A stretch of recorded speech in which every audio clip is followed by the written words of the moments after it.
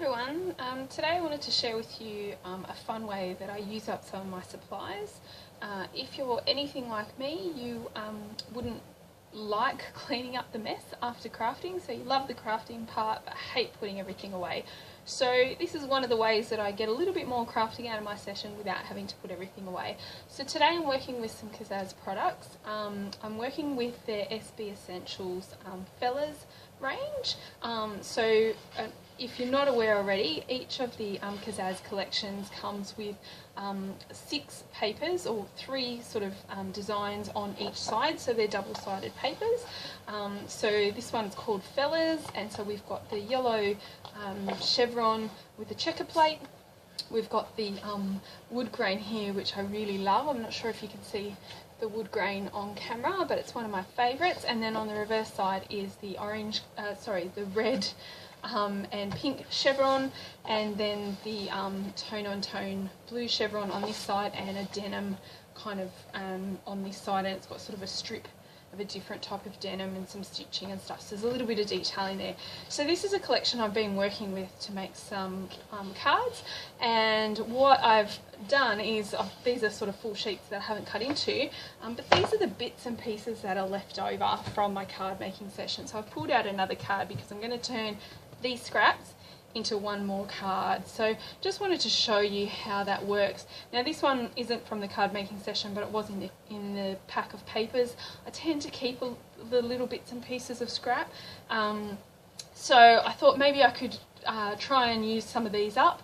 And then what I will keep at the end, so I've got these sort of bigger pieces that are left over, so if I cut into those, I'm happy to do that, but I'd prefer not to if I can avoid it. So the design that I'm going to do will actually try and avoid using some of these bigger pieces, and those bigger pieces will go back when I pack everything up. But these sort of little bits and pieces, if I don't use them in that last sort of card, then I will actually just chuck them out. So that's a good way to use up your scraps as well. So I'm just going to put those off to the side because I may or may not use those.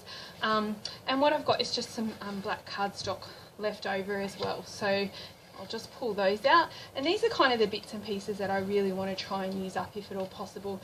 Now from our Carpe Diem set, I did actually stamp one of these little aeroplanes and cut it out off camera, just sort of to be quicker to do it that way, but I know I want to use that plane, so I have stamped that out of the set.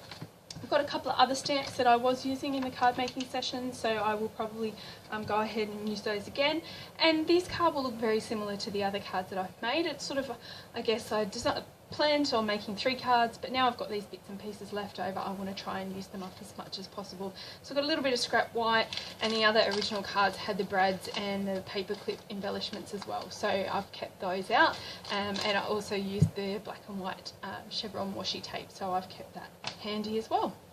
Got my adhesives there, so we'll get started. I'm just going to move this off to the side, and the first thing I'm going to do is actually fold my card in half. So this is just the Kaszazz card pack. It comes in 30 or 100, and yes, tend to buy these pre-cut. It's just much easier than having to cut them yourself, and it's on hand then. So just really sort of pressing that down. Now for the background, what I'm actually going to do, this card measures 10.5 by 14.75 centimetres, which is a little bit of a tricky measure, but what I'm actually going to do, and one of the things I generally tend to do, is just to take half a centimetre off, and I'm going to mount the black cardstock, and I'm actually going to use this big piece, and it will have the checker plate background, so that's just going around the border. So I take half a centimetre off each measurement every time I go in to give it a skinny frame, and if I want it to be a bit broader a frame, like say that, I'd take off a centimetre, and if I wanted it to be a centimetre frame like that, I would take off 2 centimetres from those measurements of 10.5 by 14.75. So I'm just going to get my paper trimmer and start that process. So I'm going to just trim all the way along. I've got plenty of black cardstock, so I don't mind cutting into that. I tend not to be so, I guess, thrifty when it comes to the cardstock, particularly those that I buy in, large packs. of 25, but when it comes to the papers I tend to try and use them up as much as possible. So remember the measurement was 14.75, so I'm going for 14.25 there.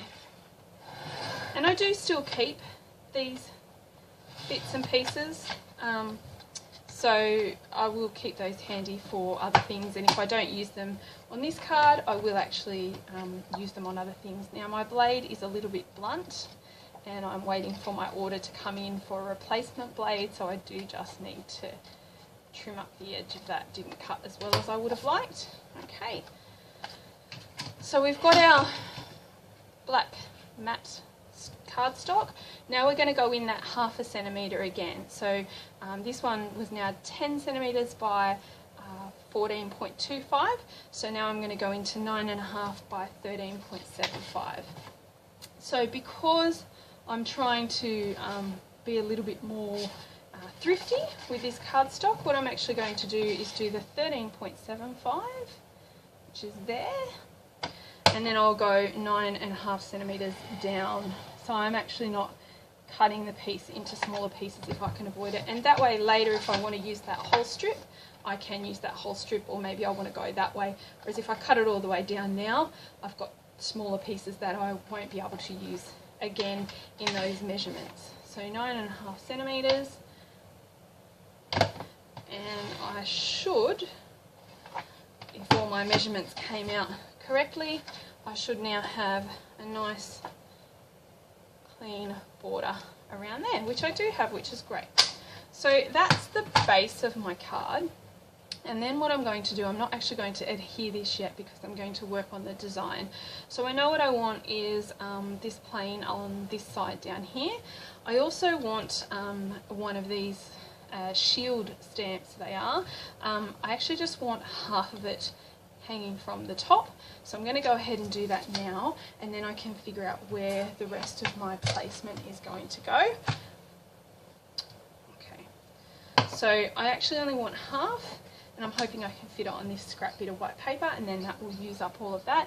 And what I've got here is our archival ink in water and can colour, so that's the same sort of grey that we've got there.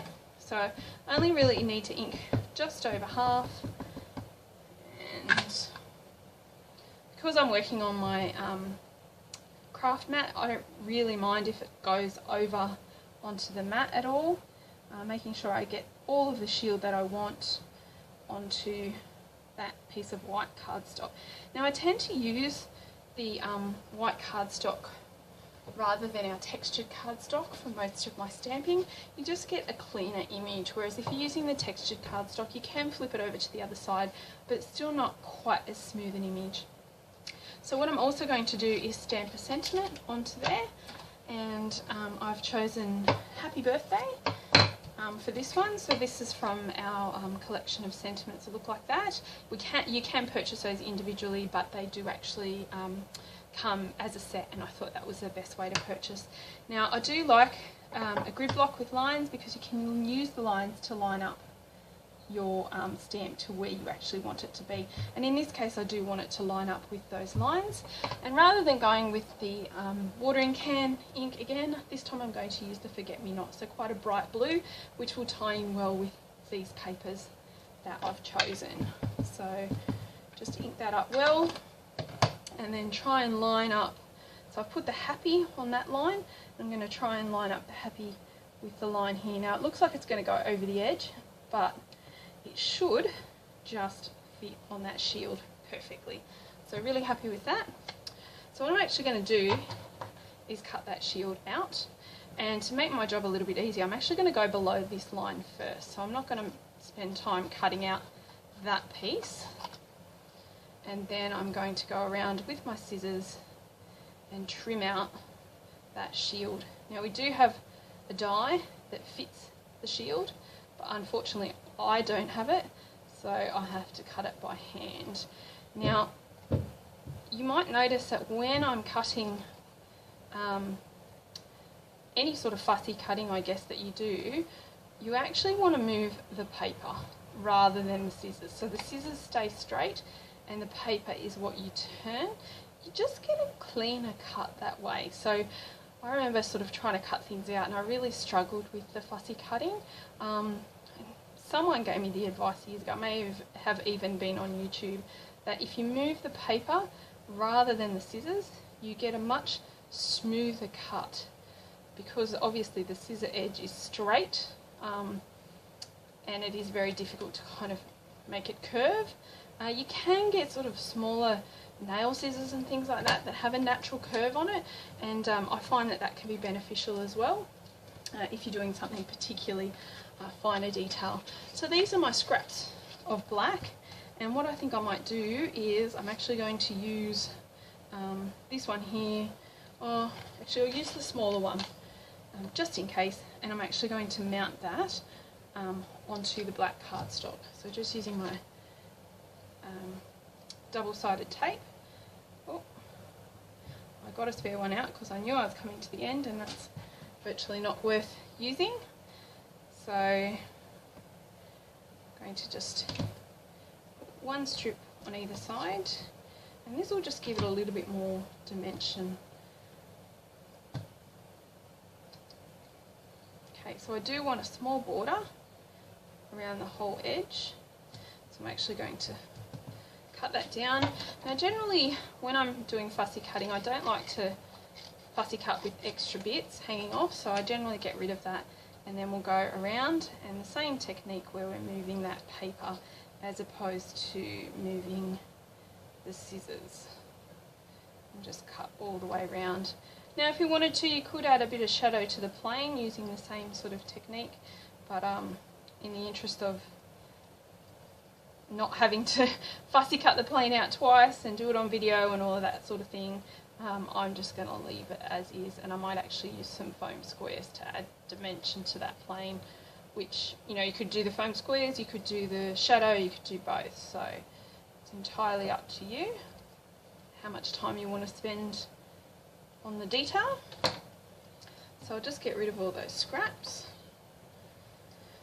So that sort of gives me a base of what I'm working with, okay, and I'm actually going to put some detail in that plane shortly with the brads as well, so I'll pull one of those out now, and I think we'll go, there's a couple of different colours in here, so I might go with that one. I'll just have that out now. And then what I actually want to do is I want to use some of these sort of chevron patterns to create some interest down the bottom here, so that kind of look, and maybe at the top as well. Thinking I might use the longer one there, and then I might need to trim up some of this blue. So the beauty of this pattern is that there's a couple of different ways you can cut it. So you can have the chevron, you can have the strip. So I've got a piece here which is sort of more like a candy stripe look, and you can do that for any chevron papers. So I think the yellow one there as well, you can see it's kind of a bit of a candy stripe look. So you can use them in a couple of different ways. So what we've got is, I'm actually going to start with the washi tape. And I'll pull it off the base for now because we're working on that actual piece. And that's where all the sort of edges are going to be trimmed. And what I want is, I might actually start with this. And just go in and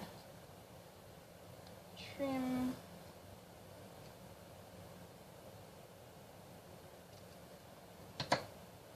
So we're going to send that one in that way,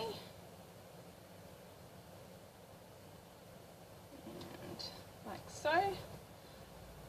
Now there's no sort of, you know, special order of how I would do this. I'm just kind of playing around with it until I like the look of it. So how I would work this is, I know roughly how much I want. I want it to be longer than the black and white chevron washi tape. So I'm actually going to go in and just measure it, and you just tear that washi tape, which is great. Then I'm going to put it at the end, And that way I'm not wasting, sorry, not the washi tape you tear the double-sided tape. So it gives me a rough idea of how long I want that double-sided tape to be. And then I'll just leave it like so, turn it over and trim it off. You could trim it off at the end, but it's a good idea to see how it's all coming together. And then I think I might go with the red, and I want a shorter red. So again, I'll just go in with the double-sided tape, just roughly measure. I'm not one for measuring. I will measure the sort of base and the card mat and that sort of thing, but that's about as far as it goes. Okay, and then I'll trim that over, turn that over and trim it off. There we go. And I think actually you don't need any more, or do we? No, I think I'm happy with that as is. Okay, so again I'll put this back and then start getting a rough idea of how this is all going to come together. But I think I will put some blue up here, and what I really like is the kind of bannered look.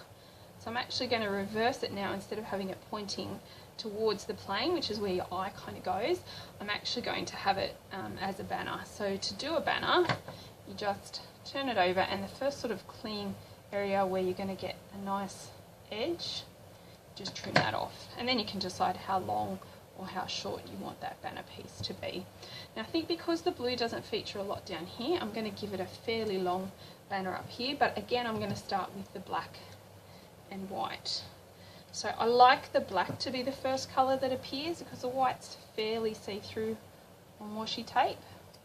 So I'm just going to trim that white bit off, and we're going to start with the black, and I want a short-ish piece for the black.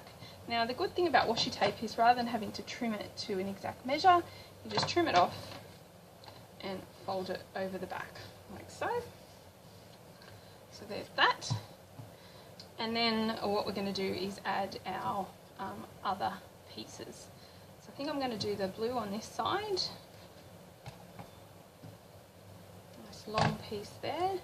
And if you ever do go sort of over for any reason, once you peel off that the backing of that double-sided tape, you can just fold the double-sided tape back in on itself. There, and no one will ever know that you got too much. So we're going to do that one like so, and then the yellow one, I think I'm going to do it fairly short, so just a small piece there. Now I could do this a couple of times and use up more scraps, but I think I've been pretty good at using up the bits and pieces that I've got there. And I don't think I'm going to add any red. I did have a shorter one there. I don't think I want any red there. Let me just try to trim up the bottom and see whether I like that look at all. It just looks a bit different because this design is cut sort of on a zigzag, so I think I'm just going to go with that and trim off the excess. And there we've got our card design. So just quickly, I'm going to pierce a hole where the blades meet in the middle on my paper piercer, and my brad is going to go through the middle there, like so, and then just fold it over and split it. While I'm working on this, just going to grab the foam squares and add those to the back of the plane. Now I won't adhere those until I've mounted the base of my card together, because I really don't want dimension when I'm trying to sort of stick it flat.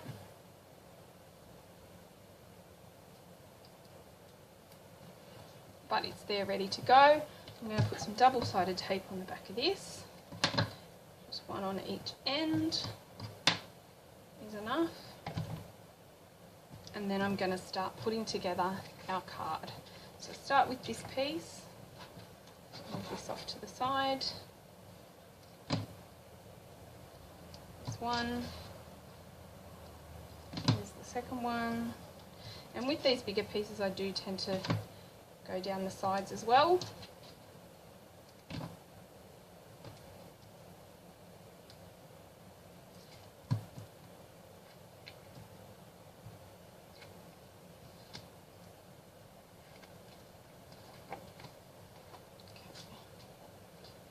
That onto our black cardstock. The same again with the black cardstock onto the white card base.